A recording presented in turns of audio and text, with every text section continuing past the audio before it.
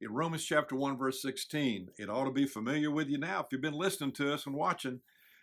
Apostle Paul says, I am not ashamed of the gospel, for it's the power of God unto salvation to everyone who believes, to the Jew first and then to the Greek.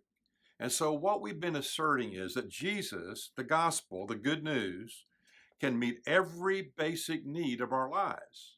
So the need we want to point out today that Jesus can meet is that Jesus can meet our need for sight. So blind people. I remember over the years I've gotten to know probably one of the greatest musicians I've ever had the privilege of knowing. His name's Ken Medema. Ken Medema was born blind. He plays the piano. He's a phenomenal singer.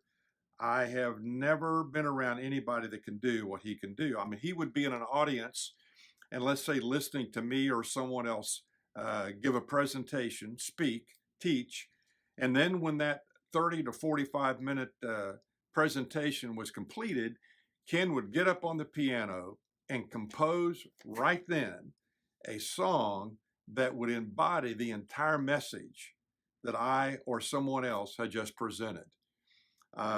Ken, again, is the most amazing musician I've ever met in my life.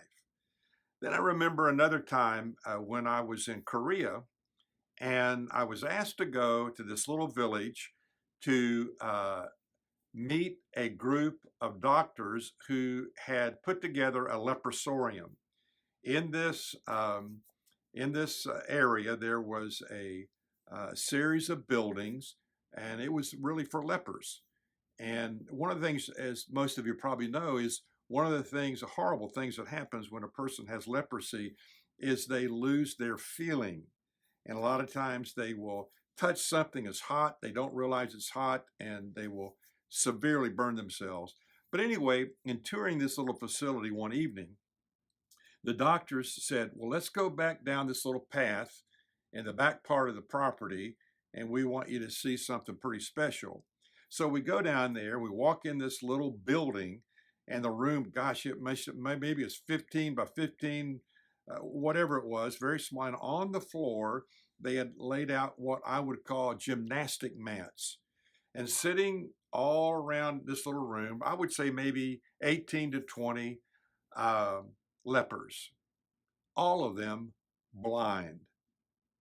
So as we talked, the doctor asked me, what is your favorite chapter in the Bible?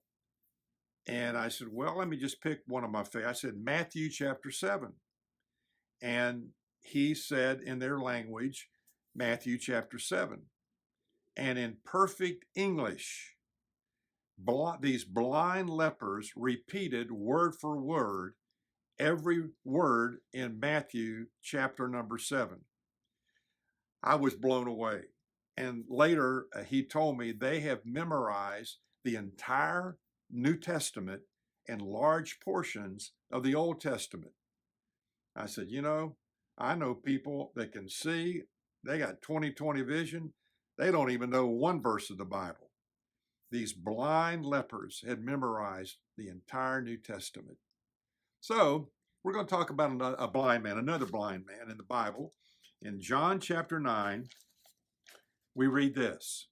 As Jesus was walking along, he saw a man who had been blind from birth. Teacher, his disciples asked him, why was this man born blind?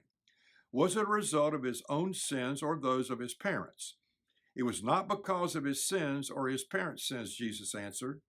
He was born blind, so the power of God could be seen in him.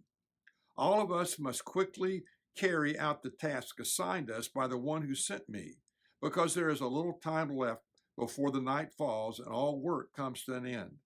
But while I am still here in the world, I am the light of the world. Then he spit on the ground, made mud with saliva, and smoothed the mud over the blind man's eyes. He told him, go and wash in the pool of Siloam. So the man went and washed and came back seeing. You say, what in the world happened here?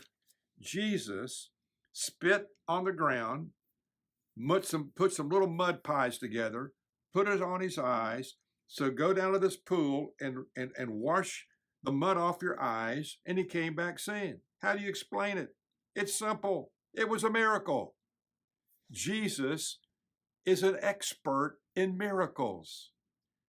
Jesus is the master of these horrible circumstances this man had gone through from birth. He was born blind. So we're going to talk about this a little bit later, but let me just give you a quick application here. Where in your life do you need his touch? Physically, mentally, socially, with relationships, emotionally, or spiritually? Where do you need Jesus's touch in your life? Well, you know there's another kind of seeing other than just seeing with your eyes. And we'll talk about that next time. So you think about that.